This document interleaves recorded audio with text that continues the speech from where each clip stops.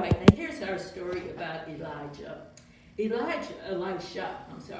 Elisha would go from place to place teaching the people. He would visit some schools that had been built for young men. They were called schools of the prophets because they wouldn't necessarily be a prophet to tell about the future, but they would be there to teach the young men so that they could teach the people. Too long there were idols and things like that in the land, and now the people needed to know about God because they didn't have Bibles. They probably, most of them didn't read because they didn't have anything to read. Everything had to be handwritten. So these schools of the prophets, Elisha had a strong hand in doing that. But from time to time, he would go by the town of Shunem. And so we're going to call the people who lived there Mr. and Mrs. Shunem. They were well-off people. Mr. Shunem had cattle, he had sheep and goats, and we'll put the cattle. They were probably further away than this, but just to give us the idea. They were well off, and they had land, they had a nice home, and so when Elisha would come, Mrs. Shunem would invite him to come and eat with them. And he did it so often that Mrs. Shunem said to Mr. Shunem, he's a man of God. Let's build a little room for him on the house so when he comes, he'll have his own place to stay. And Mr. Shunem thought that was a good idea. So that's what they did. Now, we're going to see what that room looked like. This is what the Bible tells us about that room. I don't think it's as big as this room is, but that's what we have. And she put some things in the room. Can you guess what he would need in a room where he was going to sleep? Well, of course, you need a bed, wouldn't you? So there was a bed in there so he could rest. It was probably near the ground. They're probably more like cots. Let's give him a window.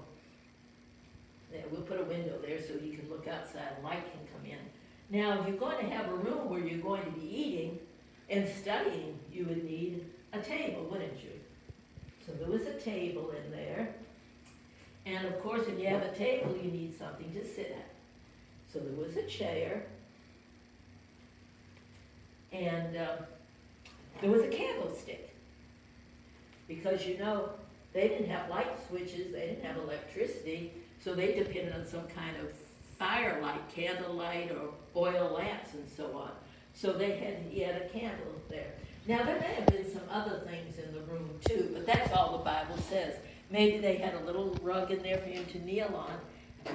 And I just figure that Mrs. Shunem thought to put a pitcher there so that he'd have some water to drink, and maybe when she knew he was coming, she would put a little fruit on the table and maybe some snacks, maybe that flatbread, something like that. So it was a comfortable place for him. And that was nice, wasn't it? They built that room on. Well, now, Elisha wanted to thank the lady, and he said, now what can I do for you? Well, she said, oh, we're fine. She said, we have all we need. We don't need anything. We're just happy to do it. But Elisha had a helper. His name was Gehazi. And Gehazi said, you know, they don't have any children. And so Elisha told her, evidently the Lord put it in his mind to say it because he said, next year about this time, you're going to have a little boy. Oh, no, she said. Not really. She said, I don't think so. She thought, you know, that's not going to happen. But guess what? A year later, she did have a boy. And she loved that little boy, of course. And we're going to call him Simon. This is a Bible story, so we'll give him a Bible name. So Simon would run out with his daddy in the field when he was old enough. And the Bible says one day when he was out with his daddy, he started to cry. He said, oh, my head, my head. And the daddy said, you go take her to his mother, he said. Go carry him to his mother, he told one of his servants. So the servant carried him to his mother, and evidently maybe he got heat stroke. I don't know. The Bible doesn't say, but doesn't say how he got sick. But the mama held him on her lap, probably put a cold cloth on his head. But about noontime, the Bible says, he died. He stopped breathing. Oh, what could the mother do? She was so upset, of course. So the first thing she thought of was Elisha, the man of God. She's got to get Elisha here. Now today we'd probably call it ambulance, but she thought of Elisha. So she put the boy up on Elisha's bed, and then she told her, she sent a servant to her husband. She didn't even tell him the boy had died. She just said, go tell my husband I need a donkey, and we're going to saddle it, and I'm going to go to Elisha. So the husband, he wanted to know why. He probably had the servant say, ask her why she's going to see Elisha. He says, it's not the new moon, it's not the Sabbath. See, sometimes on the new moon they have a little feast and celebration. And of course we know about the Sabbath. And she said, it's all right, I'm just going. She never told him. Maybe she was afraid that would slow it down. She'd talk to him, then he'd have to come look. Or maybe she was afraid she'd be so upset she'd start crying. And she just was going to, her mind was on going to Elisha. He was the one that promised her that baby. So they did, and I'm guessing it took about 2 hours, just judging from where he was, because the Bible says he was at Mount Carmel. So they got there, and Elisha could see she was very upset. And when she came, the first thing she said, now remember how the widow of Zarephath, how she kind of scolded Elijah, like, why did you make this happen? Well, this poor woman did kind of the same thing. She said, did I ask a son? Didn't I say, don't fool with me, I don't expect it, and you said I would have it? And he knew what had happened. He figured something had happened to the son. So he didn't fuss at her for scolding him like, it's not my fault.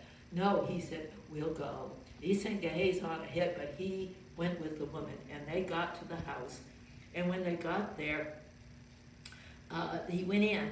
It says he went in, and he went up to where the boy was on his bed, and he shut the door, so it was just the two of them in the room.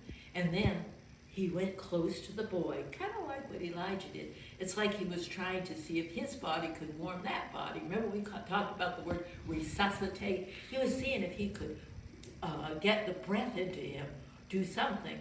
But all the time he was praying. And then it says the boy's body began to get warm. So he knew the heart must be beating to make that blood go through the body, to warm the body. And he got up and he started walking back and forth in the room, praying to God, talking to him, saying, you gave this wonderful lady this boy, surely you're not going to take it away now. And it says he got close to him again, trying to wake up, little boy. And then you know what the Bible says? It says the boy sneezed 7 times, just like that. Achoo, achoo, achoo, achoo, achoo, achoo, achoo. And then he opened his eyes, just like that. I imagine by then Elisha was kind of smiling at this little boy. Well, of course, the boy, he wondered where he was, but he saw Elisha, and maybe he thought he was waking up from a nap. And he wasn't afraid because Elisha, had been there and was a friend of his. And so he called the Shunammite woman, Mrs. Shunem, and when she came in, the Bible said, he said, pick up your son. So she went in, she knelt at Elisha's feet like she was thanking him and praying to God, and then she picked up her son and went out. And that's the end of the story.